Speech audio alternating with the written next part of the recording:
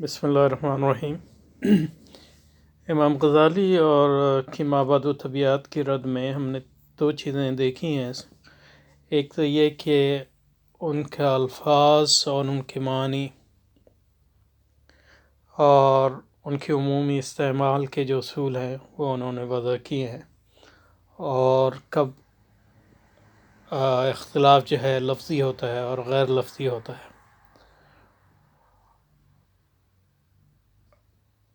اور کیا مابعد طبیعتی اصطلاحات سے جو ہمارا اختلاف ہے وہ صرف اصطلاحات کی حد تک ہے یا وہ جوہری اختلاف ہے۔ تو اس سلسلے میں جو بنیادی بات ہمارے سامنے آئی تھی وہ یہ تھی کہ اصل جو چیز ہے وہ تصور ہے، گو کہ الفاظ کی بھی اہمیت ہے لیکن اصل چیز تصور ہے۔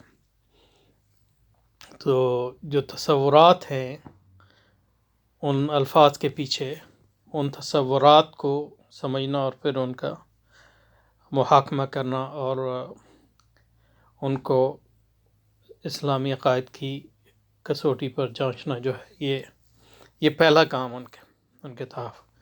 دوسرا وہ فلسفیانہ نظریات جو مخصوص نظریات جو اسلامی عقائد سے صریحاً مخالفت، ان کا رد۔ تو زمانے کے اندر تخلیق کائنات کا مذہبی تصور، خالق کائنات کے وجود و صفات کے متعلق یہ ہم نے بات کی۔ تو امام غزالی نے ظاہر ہے اس کا رد قرآن کی بنیاد پر تو نہیں کیا، کیونکہ اب جو فلسفی ہیں وہ دو طرح کے تھے۔ اگر آپ ان فلسفیوں سے بات کر رہے ہیں جو اسلام پر ایمان ہی نہیں رکھتے تو انہیں قرآن کی آیات سے سمجھانے کا تو کوئی مقصد نہیں۔ اور دوسرے جو مسلمان فلسفی ہیں جو اسلام پر ایمان رکھتے ہیں لیکن وہ یہ سمجھتے ہیں کہ جو فلسفیوں کے دعوے ہیں وہ اسلام کے مخالف نہیں ہیں۔ تو دونوں طرح کے لوگوں کے لیے یہ ضروری تھا کہ ان اصولوں کا تجزیہ کیا جائے منطقی بنیادوں پر، اور پھر ثابت کیا جائے کہ پہلی چیز تو یہ ہے کہ ان کی عقلی تردید کی جائے، کیونکہ عقل پر جو ہے وہ عقل جو ہے کسی حد تک جو ہے ہمارے درمیان جو ہے ایک ایسی چیز ہے جس کو تینوں گروہ مانتے ہیں، اور پھر ان کا تجزیہ کیا جائے، ان کو بتایا جائے کہ کس طرح وہ اسلامی عقائد سے متصادم ہے، لیکن ان کو کس طرح جو ہے عقلی بنیادوں پہ رد کیا جا سکتا ہے۔ اور ایک بنیادی جو امام غزالی کا اس میں منہاج ہے وہ ہے ان عقائد کی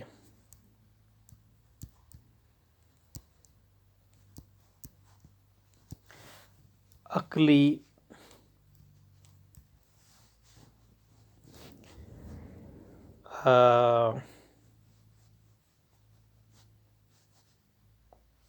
ان عقائد کی عقلی تردید کرنا، اور جو تردید کرتے ہیں ایک جو میتھڈ ہے، منہاج ہے امام غزالی کا، وہ یہ ہے کہ وہ ان قضایا کو لیتے ہیں جو یعنی کہ کائنات فار ایگزامپل جو ہے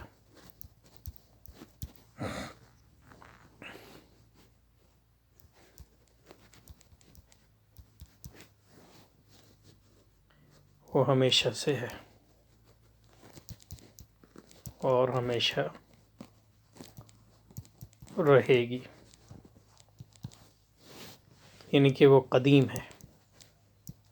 تو اس کا جو وہ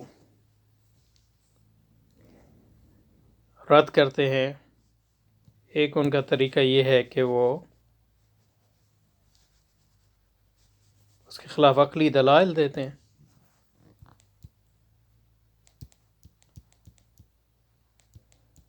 اور دوسرا طریقہ یہ ہے کہ اس کی ان تصورات کی یا ان دعووں کی اندرونی تضادات کو واضح کرتے ہیں۔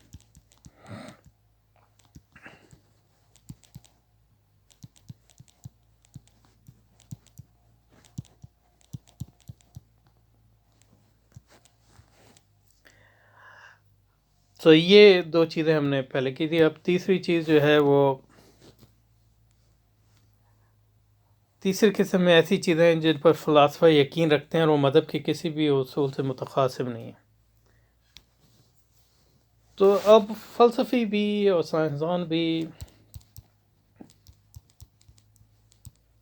بہت سی چیزیں کرتے ہیں جن کی اسلام سے کوئی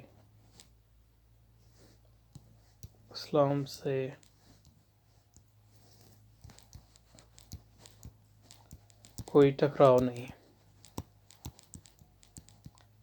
تو انہیں رد کرنے کا کوئی مقصد نہیں ہے، رد کرنے کی کوئی ضرورت نہیں. ہاں، ان کو کے ساتھ دو چیزیں کرنی چاہیے. ایک تو ان قضایا کو، یعنی اور وہ زیادہ تر ایسے ہیں، ان قضایا کو جو نظام ہے ان کا، ان سے علیحدہ کیا جائے، چاہے وہ سائنسی نظام ہو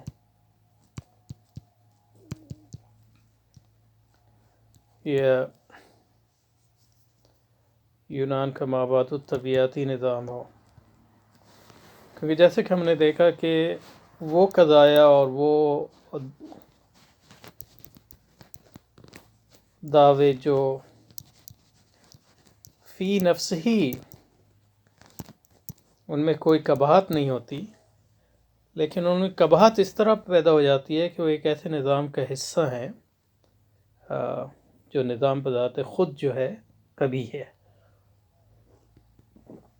تو وہ قضایا جو اسلام سے متصادم نہیں ہیں، ان کو رد کرنے کی ضرورت نہیں ہے. یہ پہلی بات. دوسرا یہ ہے کہ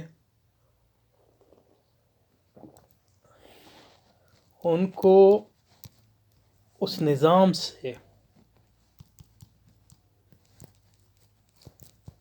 علیحدہ کرنے کی ضرورت ہے جو نظام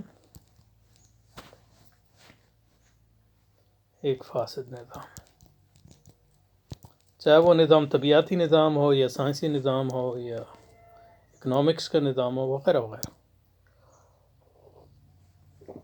اور تیسری بات یہ ہے کہ ایک صحیح نظام قائم کیا جائے علم کا،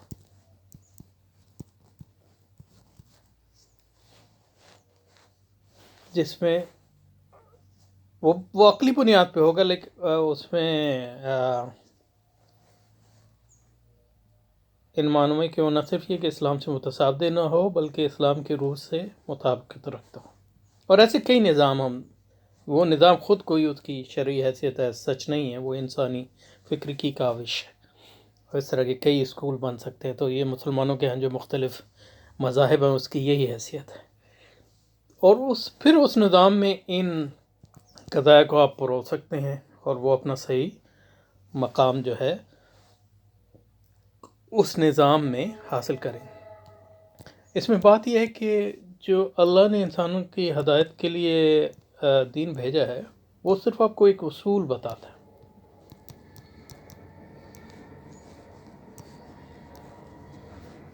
اور پھر باقی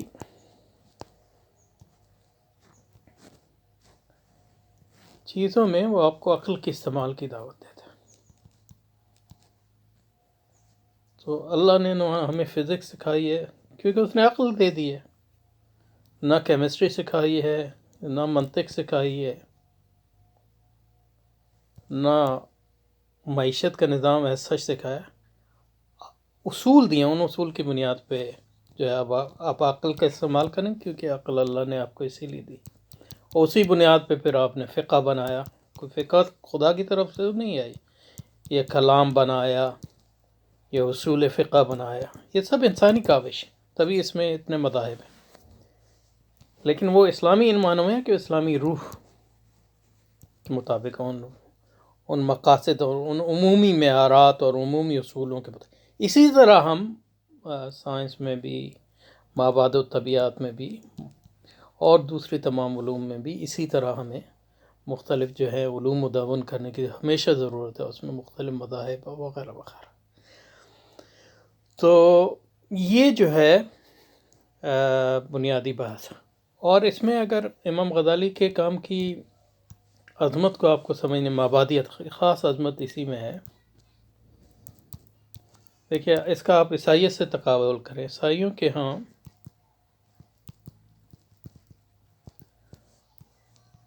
یونانیوں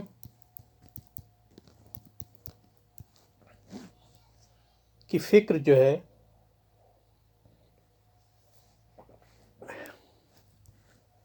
اس کے خلاف جو ہے دفاعی اور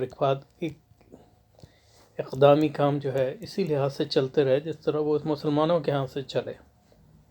اور وہ عیسائی جو ہے یونانیوں کا رد کرتے تھے ہمیشہ، عیسائی علماء اس سے متاثر بھی ہوئے وغیرہ وغیرہ.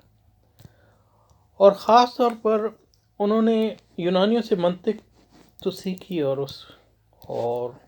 اور دوسرے علوم بھی سیکھے، جیسے ریٹورک ہو گئی جس کو ہمارے ہاں علم البلاغہ کہتے ہیں، یا اخلاقیات بھی ہو گئیں، معاشیات سے. لیکن ایک چیز انہوں نے کی بہت عرصے تک کہ انہوں نے ان جو مابعد الطبیعات ہے، اس کو الہیات بھی کہتے ہیں، اس کو فلسفہ بھی کہتے ہیں، اس کو اپنے اندر نہیں گھسنے دیا، کیونکہ ان کی جو مابعد الطبیعات الہیات یونانیوں کی تھی اور فلسفہ تھا وہ کفریہ تھا. اور ایک ارسطو کا فلسفہ نہیں تھا، کئی فلسفے تھے. اور 13ویں صدی تک وہ اس میں کسی نہ کسی حد تک 13ویں صدی تک اس میں کامیاب رہے. تو جو عیسائی یونیورسٹیاں تھیں یورپ میں، ان میں منطق تو پڑھائی جاتی تھی لیکن کبھی ارسطو کی میٹا فزکس نہیں پڑھائی. پھر ایک شخص ہوا، اس کا نام تھا تھامس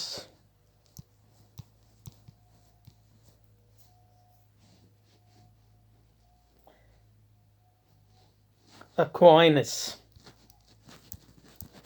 میرا خیال ہے اس کا نام اسی طرح لکھا جاتا ہے. اور یہ سینٹ ہے ان کا، یعنی بزرگ ہے ان کا، عیسائیوں کا، صرف فلسفی نہیں ہے. یہ 13ویں صدی عیسوی میں ہوا ہے. اس کا تعلق اٹلی سے تھا، لیکن یہ ہے کہ وہ فرانس میں کافی عرصہ پڑھاتا رہا. اور آج بھی وہ جو کیتھولک فلسفی ہے اس کا وہ مین آدمی ہے. اس کا یعنی جیسے ہمارے امام غزالی ہیں، ان کا اس کا ایسا مقام ہے وہ. اور اس نے صرف یہ ہے کہ فلسفے پہ نہیں لکھا بلکہ ہر چیز پہ لکھا، ان کے عیسائی علم کلام پر وغیرہ وغیرہ. لیکن ایکوائنس نے جو کیا وہ یہ کیا، پہلی دفعہ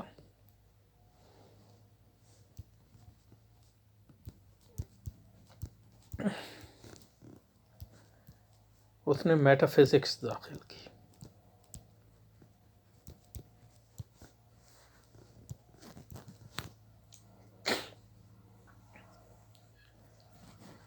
عیسائی یونیورسٹیوں میں، اور پھر وہ اس کے ذریعے پھر ارسطو جو ہے داخل ہو گیا، اور اس کی جو مابعد الطبیعات ہے وہ اس نے ایکوائنس نے ارسطو کی ایک عیسائی تعبیر پیش کی، لیکن ایک ایسی تعبیر پیش کی جو اس کی وہ رد نہیں کرتی تھی بلکہ اس کی عیسائی تعویل کرتی تھی، جیسے کہ ابن سینا نے کیا یا ابن رشد نے کیا تحفۃ التحفہ میں. اس نے وہ غزالی والا کام نہیں کیا، اس نے اس کا تحفہ نہیں کیا. اور اس کے نتیجہ یہ ہوا کہ عیسائی یونیورسٹیوں میں جو ہے فلسفہ داخل ہو گیا ارسطو کا، عیسائی فلسفے کے نام پہ.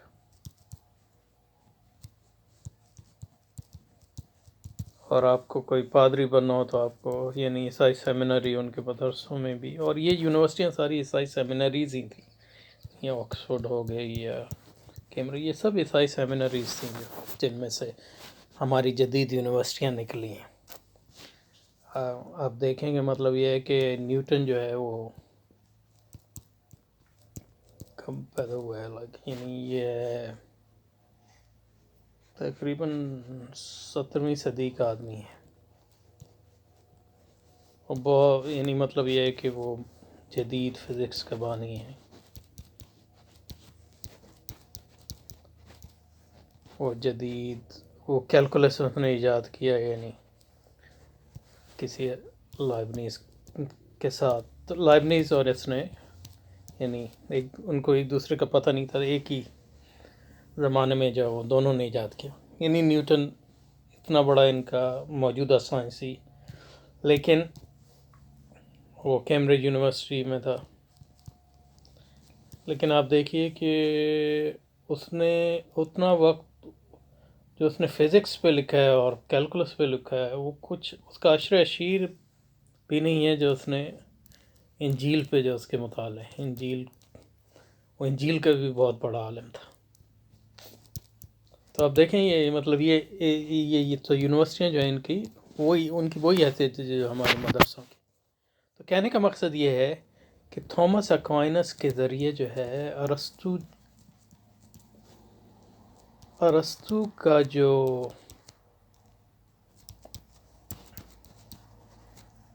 میٹا فزکس ہے،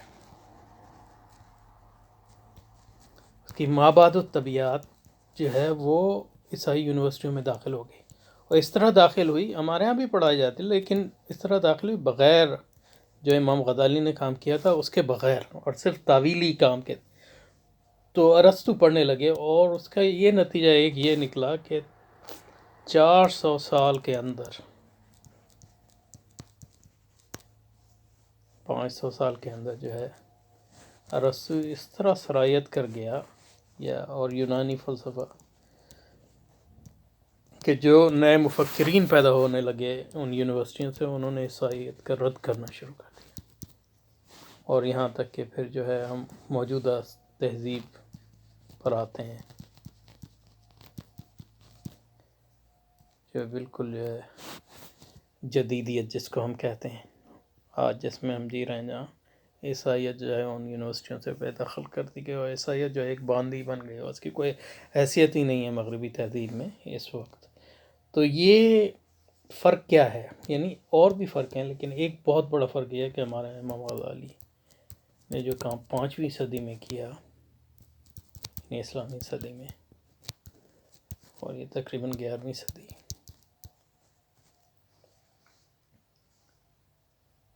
وہ عیسائیوں کے ہاں نہیں ہوا، تو وہ روکے رکھا انہوں نے بغیر 12ویں صدی تک، لیکن 12ویں صدی میں جو ہے تھامس ایکوینس آیا، اور اس نے جو ہے ارسطو کی مابعد الطبیعیات کو داخل کر دیا عیسائی یونیورسٹیوں میں، عیسائیت کے نام پر، عیسائیت کی تعویل کی صورت میں، اور وہ ارسطو کو پڑھانے لگے اس کی مابعد الطبیعیات کو، بغیر اس کے جو ہے تحافہ کیے ہوئے جو امام غزالی نے کیا۔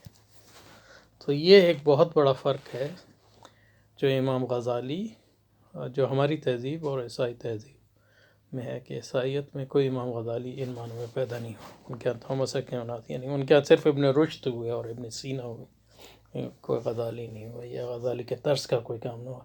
اور یہ ایک اہم وجہ تھی جس کی وجہ سے جو ہے ارسطو کی جو ہے فلسفہ سرایت کر گیا، اور پھر جو سائنس وجود میں آئی وہ ایسی سائنس تھی جو یونانی تہذیب کی جو گمراہیوں پر اس کی مابعد الطبیعیاتی مفروضے جو ہے مبنی تھے، کیونکہ یہ کوئی ضروری نہیں تھا کہ سائنس جو ہے وہ رخ اختیار کرتی، یعنی غیر اسلامی جو اس نے یورپ میں کیا ہے، یا غیر عیسائی جو اس نے یورپ میں کیا ہے۔ اس کی وجہ یہ تھی کہ وہ سائنس اس ماحول میں برآمد ہوئی جس ماحول میں جو ہے ارسطو کے فلسفے کے ذریعے جو ہے یونانی تہذیب جو ہے اور یونانی افکار اور غیر عیسائی افکار جو ہے عیسائیت پر غالب آ گئے، اور یہ ایک بہت بڑا فرق ہے ہماری تہذیب اور ان کی تہذیب۔ تو یہ اس پہ رکتے ہیں انشاءاللہ۔